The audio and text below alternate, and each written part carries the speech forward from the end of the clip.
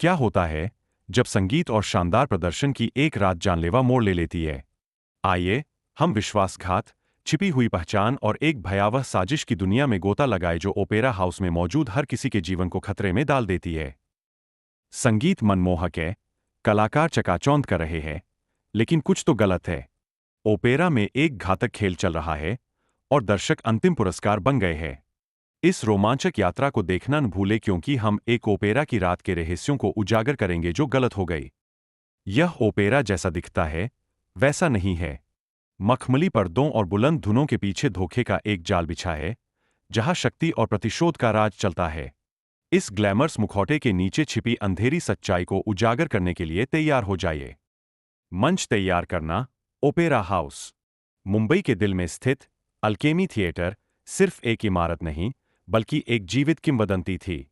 इसकी दीवारों में 100 साल का इतिहास समाया हुआ था, हर ईंट ने अनगिनत तालियों और फुसफुसाहटों को सुना था। आज रात इसकी लाल मखमली सीटों पर एक विशेष ऊर्जा थी। द शैडो ऑफ रावण नामक एक नए ओपेरा का प्रीमियर था, जो प्राचीन महाकाव्य पर आधारित एक आधुनिक व्याख्या थी। शहर के सबसे प्रसिद्ध संगीतकार, निर्देशक और कलाकार इस भव्य आयोजन के लिए एकत्र हुए थे। शाम ढलते ही ओपेरा हाउस के बाहर भीड़ उमड़ पड़ी। चमचमाती गाड़ियां, जगमगाते कैमरे और हर तरफ उत्साह का माहौल था। पत्रकार अपनी सुर्खियों के लिए बेताब थे, जबकि दर्शक अपनी सबसे अच्छी पोशाक में सजे हुए थे, इस सांस्कृतिक उत्सव का हिस्सा बनने के लिए उत्सुक थे। अंदर ऑर्केस्ट्रा के सदस्य अपने वाद्ययंत्रों को धुन रहे थे, उनकी हल्की फुल्की धुनें हवा में तैर रही थीं, एक मधुर लेकिन बेचैन करने वाली प्रस्तावना की तरह। स्टेज के पीछे सेट डिजाइनर आखिरी टच दे रहे थे, यह सुनिश्चित करते हुए कि लंका का भव्य सेट हर कोण से शानदार दिखे। कॉस्ट्यूम डिजाइनर अपनी सुइयों और धागों के साथ कलाकारों के कपड़ों को ठीक कर रहे थे, हर रेशम के धागे और हर रत्न को पूर्णता के लिए जांच रहे थे। हर कोई अपनी भूमिका निभा रहा था, एक निर्दोष और शानदार रात के लिए मंच तैयार कर रहा था, लेकिन किसी को नहीं पता था कि यह रात कितनी घातक साबित होगी। प्रदर्शन की शुरुआत, साजिश की एक सिम्फनी। पर्दा उठा और हॉल में एक गहरी खामोशी छा गई, जो केवल ऑर्केस्ट्रा के शुरुआती नोटों से टूटी। मंच पर प्राचीन लंका का एक भव्य सेट था, जो सोने और गहरे लाल रंग में जगमगा रहा था, जिसमें जटिल नक्काशी और रहस्यमय प्रतीक थे। मुख्य सोप्रानो, मीरा, ने अपनी पहली नोट ली। उसकी आवाज एक स्वर्गदूत की तरह थी, शुद्ध और शक्तिशाली, जो हॉल में गूंज रही थी और हर आत्मा को छू रही थी। वह सीता की भूमिका निभा रही थी, उसकी आवाज में जुनून और दर्द दोनों थे, जो उसके चरित्र की दुर्दशा को पूरी तरह से व्यक्त कर रहे थे। दर्शक मंत्रमुग्ध थे, उनकी आंखें मंच पर टिकी हुई थीं। उसके सामने रावण की भूमिका में रहस्यमय बैरिटोन विक्रम था। उसकी आवाज गहरी और शक्तिशाली थी, जो मंच पर एक अंधेरा और आकर्षक आभा फैला रही थी। विक्रम नया था और उसके बारे में बहुत कम लोग जानते थे, सिवाय इसके कि वह एक असाधारण प्रतिभा था, जो रातों रात स्टार बन गया था। उसकी पृष्ठभूमि एक रहस्य थी, जिसने उसके प्रदर्शन में एक अतिरिक्त परत जोड़ दी थी। ऑर्केस्ट्रा पिट में कंडक्टर मास्टर रवि वर्मा अपने बैटन के साथ एक जादू बुन रहे थे। उनकी आंखें मंच पर हर कलाकार पर टिकी थीं, मानो वह हर नोट को नियंत्रित कर रहे हों। उनके चेहरे पर एकाग्रता की एक तीव्र अभिव्यक्ति थी। जैसे जैसे पहला एक्ट आगे बढ़ा, छोटी छोटी विसंगतियां सामने आने लगीं, जिन्हें केवल सबसे चौकस दर्शक ही नोटिस कर पाते। मीरा के एक महत्वपूर्ण दृश्य में एक प्राचीन तलवार, जो सेट का एक अभिन्न अंग थी और रावण की शक्ति का प्रतीक थी, अपनी जगह पर नहीं थी। यह एक छोटी सी बात थी, लेकिन मीरा के चेहरे पर एक पल के लिए चिंता की एक झलक दिखाई दी, जिसे उसने तुरंत एक पेशेवर मुस्कान के पीछे छिपा लिया। फिर एक ऑर्केस्ट्रा वाद्ययंत्र से एक गलत नोट निकला, जो तुरंत ठीक कर लिया गया, लेकिन रवि वर्मा की भौहें सिकुड़ गईं, उनकी आंखें एक पल के लिए ऑर्केस्ट्रा के उस हिस्से पर टिकीं। विक्रम ने एक पल के लिए मीरा की ओर एक रहस्यमयी नजर डाली, एक ऐसी नजर जिसमें कुछ छिपा हुआ था, कुछ ऐसा जो दर्शकों को समझ नहीं आया, लेकिन जिसने मीरा को असहज कर दिया। ये छोटी छोटी घटनाएं एक साथ मिलकर एक सूक्ष्म तनाव पैदा कर रही थीं, जो हवा में घुल रहा था। छायाएं गहरी होती है, साजिश का खुलासा। दूसरा एक्ट शुरू हुआ और तनाव बढ़ने लगा। रावण के महल का एक दृश्य चल रहा था, जिसमें सीता, मीरा, रावण, विक्रम के सामने खड़ी थी, जब अचानक पूरा ओपेरा हाउस अंधेरे में डूब गया।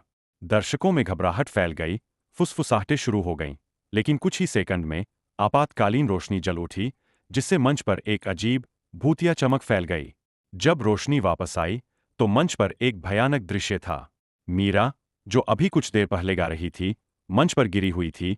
उसके सीने से खून बह रहा था और उसके हाथ में एक छोटा सा चमकदार चाकू था।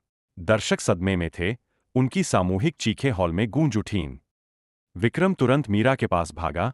उसके चेहरे पर चिंता का भाव था, लेकिन उसकी आंखों में एक अजीब सी चमक थी, एक ऐसी चमक जिसे कोई भी नोटिस नहीं कर पाया। रवि वर्मा, जो अपनी जगह पर जमे हुए थे, उनके चेहरे पर एक कठोर अभिव्यक्ति थी, मानो वह इस घटना की उम्मीद कर रहे हों। यह सिर्फ एक दुर्घटना नहीं थी। मंच के पीछे से एक फुसफुसाहट सुनाई दी। यह एक संदेश है। यह फुसफुसाहट दर्शकों तक नहीं पहुंची, लेकिन कलाकारों और कर्मचारियों के बीच फैल गई, जिससे दहशत और बढ़ गई। पुलिस और एम्बुलेंस तुरंत मौके पर पहुंची। सायरन की आवाज ओपेरा हाउस की भव्यता को चीर रही थी। मीरा को तुरंत अस्पताल ले जाया गया। उसकी हालत गंभीर थी। पुलिस ने जांच शुरू की। मंच को सील कर दिया गया और हर किसी से पूछताछ की जाने लगी। जल्द ही उन्हें मंच पर मीरा के पास एक छोटा सा नोट मिला, जो प्राचीन संस्कृत में लिखा था। इसका अनुवाद था, अन्याय का अंत होगा, रावण का पतन निश्चित है। यह नोट सीधे ओपेरा के कथानक से जुड़ा हुआ था, जिसने मामले को और भी रहस्यमय बना दिया। जैसे जैसे पुलिस ने पूछताछ की, कलाकारों और कर्मचारियों के बीच तनाव बढ़ने लगा। हर कोई एक दूसरे पर संदेह कर रहा था। विक्रम, जो पहले इतना शांत और संयमित था, अब बेचैन दिख रहा था। उसके चेहरे पर तनाव साफ झलक रहा था। वह पुलिस के सवालों का जवाब देने में हिचकिचा रहा था, जिससे उस पर संदेह और गहरा गया। रवि वर्मा, जो हमेशा अपने संगीत और शांत स्वभाव के लिए जाने जाते थे, अब सवालों से बचने लगे। उनके जवाब गोलमोल थे। यह स्पष्ट हो गया कि यह सिर्फ एक दुर्घटना नहीं थी, बल्कि एक सोची समझी साजिश थी, जिसकी जड़ें गहरी थीं। एक पुराने प्रॉप मास्टर, जिनका नाम रमेश था, ने पुलिस को बताया कि विक्रम और रवि वर्मा अक्सर देर रात तक ओपेरा हाउस में रहते थे, कुछ गुप्त योजनाएं बनाते हुए। रमेश ने उन्हें कई बार देर रात में मंच के अंधेरे कोनों में फुसफुसाते हुए देखा था। उन्होंने यह भी बताया कि विक्रम के पास हमेशा एक प्राचीन ताबीज होता था, जो रावण के प्रतीक जैसा दिखता था, एक जटिल नक्काशीदार पत्थर जो उसकी गर्दन में लटका रहता था। यह ताबीज उसकी पहचान का हिस्सा बन गया था। पुलिस ने विक्रम के कमरे की तलाशी ली और वहां एक गुप्त डायरी मिली, जो एक पुरानी अलमारी के पीछे छिपी हुई थी। डायरी में विक्रम ने लिखा था कि उसका परिवार कई साल पहले रवि वर्मा के धोखे का शिकार हुआ था, जिसके कारण उन्हें अपनी सारी संपत्ति खोनी पड़ी थी और वे गरीबी में डूब गए थे। विक्रम ने रवि वर्मा से बदला लेने की कसम खाई थी और इस ओपेरा का उपयोग वह अपनी योजना को अंजाम देने के लिए कर रहा था। डायरी में यह भी लिखा था कि मीरा, जो रवि वर्मा की बेटी थी, उसकी योजना का एक मोहरा थी, जिसे वह अपने पिता के खिलाफ इस्तेमाल करना चाहता था। लेकिन चौंकाने वाला खुलासा तब हुआ जब पुलिस ने मीरा के अस्पताल के बिस्तर के पास से एक और नोट बरामद किया, जिसे उसने अपनी बेहोशी से पहले मुश्किल से लिखा था। नोट में केवल 2 शब्द थे, पिता, धोखेबाज। यह नोट रवि वर्मा की ओर इशारा कर रहा था।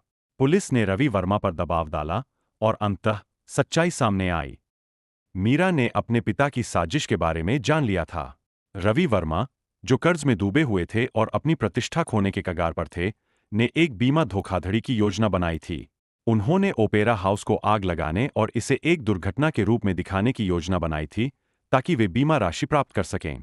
उन्होंने विक्रम को अपने साथ मिलाया था, उसे विक्रम के परिवार के साथ हुए अन्याय का बदला लेने का लालच देकर। लेकिन विक्रम को नहीं पता था कि रवि वर्मा की असली योजना क्या थी। मीरा ने अपने पिता की इस भयावह योजना को रोकने की कोशिश की थी और उसी दौरान रवि वर्मा ने उसे चुप कराने के लिए उस पर हमला किया था। चाकू जानबूझकर मीरा के हाथ में रखा गया था ताकि विक्रम को फंसाया जा सके और रवि वर्मा खुद को निर्दोष साबित कर सकें। ओपेरा हाउस में मौजूद हर कोई अब एक घातक खेल का हिस्सा था और दर्शक अनजाने में इस नाटक के अंतिम पुरस्कार बन गए थे। क्या मीरा जीवित बचेगी और अपने पिता की सच्चाई उजागर कर पाएगी? क्या विक्रम रवि वर्मा की असली साजिश को समझ पाएगा और उसे न्याय के कटघरे में ला पाएगा? और इस अंधेरी रात का अंत कैसे होगा, जब हर पर्दा उठने के साथ एक नई सच्चाई सामने आ रही थी? रहस्य गहराता जा रहा था और अल्केमी थिएटर की दीवारों में एक और भयानक कहानी जुड़ने वाली थी।